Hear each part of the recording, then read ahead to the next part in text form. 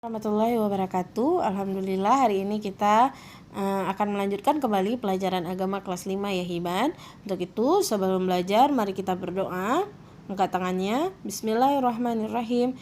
Rabbi zidni ilman warzuqni fahman. Raditu billahi rabba wa bil islami dina wa bi Muhammadin nabiyya wa rasula. Rabbi syrah li sadri wa yassir li amri wahlul 'uqdatam min lisani yafqahu qawli. Amin. Nah, hari ini Miss akan mereview kembali tentang kisah teladan dari Luqmanul Hakim atau Luqman Al-Hakim.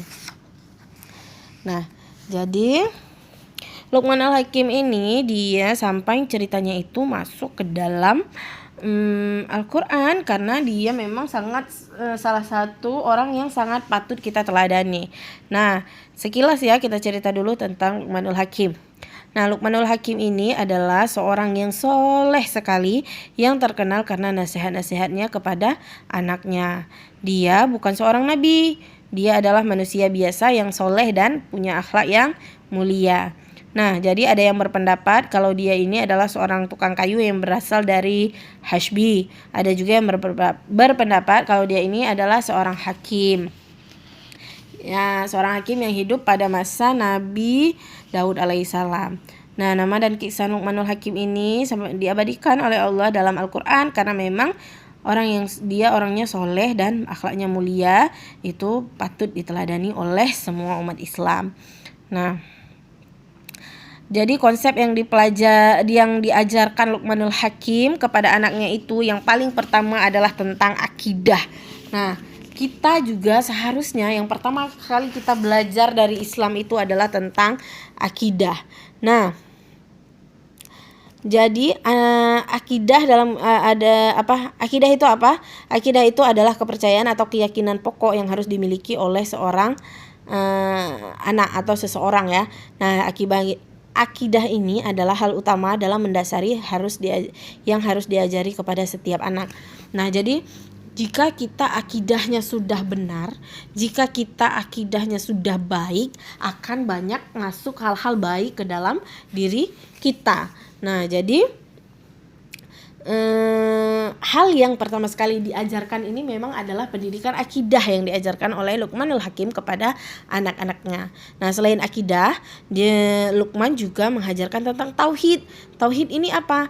Tauhid ini adalah kepercayaan bahwa Allah itu satu. Nah, dia sangat berhubungan erat dengan yang namanya akidah. Akidah ini kan seperti akhlaknya kita, ciri khasnya kita, ciri muslimnya kita itu dari akidah kita yang baik. Nah, jadi tauhid yang juga pertama sekali Rasulullah sebarkan dalam perkembangan Islam. Nah, jadi saat Rasulullah pertama sekali mengajarkan Islam ke muka bumi ini, bukan langsung suruh sholat, bukan langsung suruh haji, bukan langsung suruh yang lain-lain lah.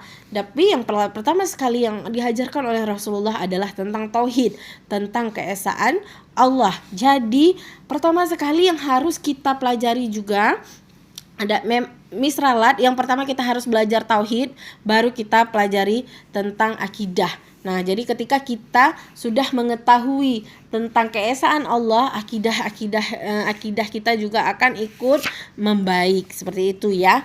Nah, setelah beres di urusan akidahnya, di urusan tauhidnya yang paling utama tadi, yang konsep kedua yang diajarkan kepada anaknya adalah tentang pendidikan ibadah. Nah, setelah kita tahu nih tentang Tuhan kita, tentang Allah Subhanahu wa Ta'ala sebagai satu-satunya Rabb yang wajib kita sembah, satu-satunya Rabb yang menciptakan kita, yang memiliki alam semesta ini, baru kemudian setelah itu berhasil diajarkan, diterapkan, baru kemudian diajarkanlah tentang pendidikan ibadah.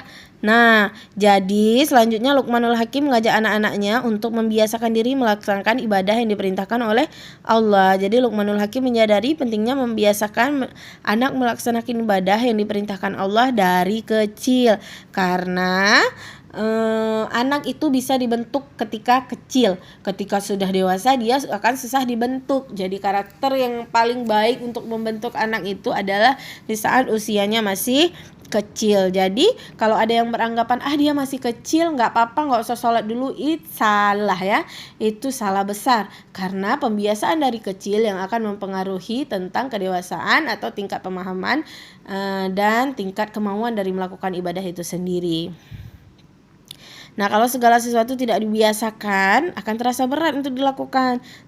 Sebaliknya kalau kita udah biasa jadi ringan, dan kita akan mulai terbiasa, mulai disiplin, dan kita mulai dengan sendirinya mau melakukan hal-hal tersebut.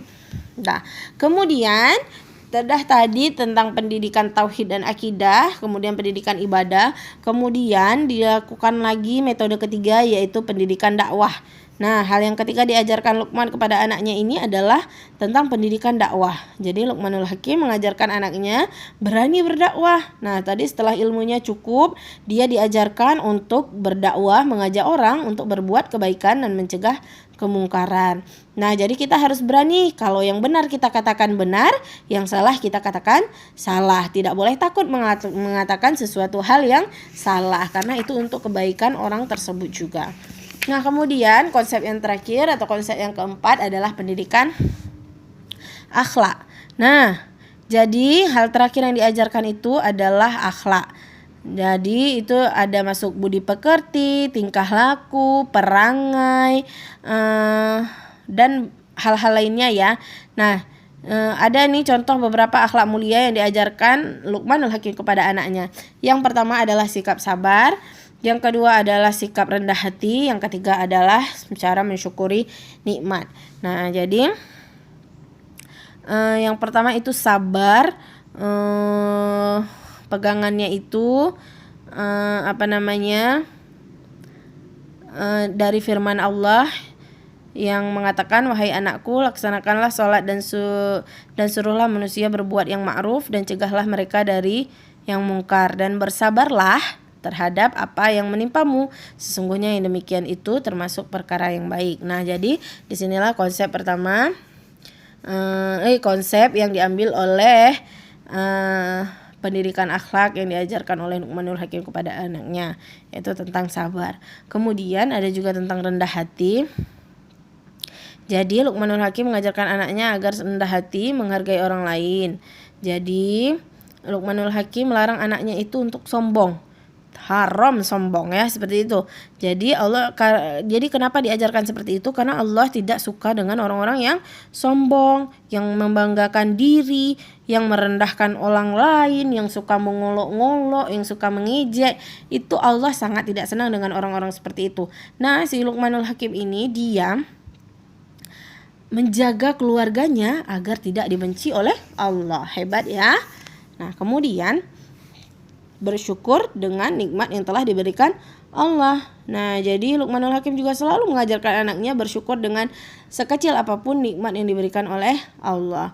Kita masih bernafas pun itu nikmat dari Allah. Kita masih bisa buka mata, bangun dari tidur malam juga nikmat Allah. Jadi kita harus bersyukur dan melakukan melakukan syukurlah setiap hari, seperti itu. Nah, kemudian ada lagi berbakti kepada orang tua. Nah, dia tidak lupa mengajarkan tentang berbakti kepada orang tua. Nah, kemudian setelah itu harus hidup sederhana. Jadi sederhana itu apa? Sederhana itu sikap bersahaja, tidak berlebih-lebihan. Walaupun kita punya, bukan berarti kita harus terlihat kaya raya, tidak. Kita juga harus dituntut hidup sederhana, karena itu yang akan nanti menyelamatkan kita ya. Nah, nanti boleh Hiban baca-baca lagi sendiri. Insya Allah banyak sekali pelajaran yang bisa kita ambil dari Luqmanul Hakim yang memang luar biasa, yang sampai Allah menceritakannya, menuliskan di dalam Al-Quran tentang cerita dari Luqmanul Hakim. Karena memang sistem pendidikan yang diberlakukan oleh Luqmanul Hakim terhadap anaknya ini bisa menjadi contoh kepada seluruh umat muslim yang ada di seluruh muka bumi ini. Begitu ya Hiban. Nah, hari ini merupakan pertemuan terakhir kita. Insya Allah kita sudah membahas semua buku ini ya. Nanti seperti yang Miss katakan sebelumnya, jika ada pertanyaan, you can ask me. Boleh WhatsApp Miss, boleh chatting Miss ya. Nanti kalau ada pertanyaan akan Miss jawab. Terima kasih. Mohon maaf lahir dan batin. Mohon maaf jika ada kurang-kurang, jika ada salah-salah. Miss akhiri pembelajaran hari ini dengan doa. Tapi sebelum itu Miss mohon maaf lahir dan batin, mungkin dalam pengajaran ada yang salah-salah ya. Mungkin ada yang Hiban tidak suka, ada yang tidak cocok. Begitu juga Miss sudah memaafkan apapun yang sudah Hiban lakukan. Jadi intinya dalam bulan Ramadan ini kita harus saling memaafkan ya. Nah, baik ya, kita akhiri dengan doa. Minal aidin wal faizin ya. Nah, subhanakallahumma wa bihamdika asyhadu alla ilaha illa anta astaghfiruka wa atubu ilaika. Miss akhiri dengan assalamualaikum warahmatullahi wabarakatuh.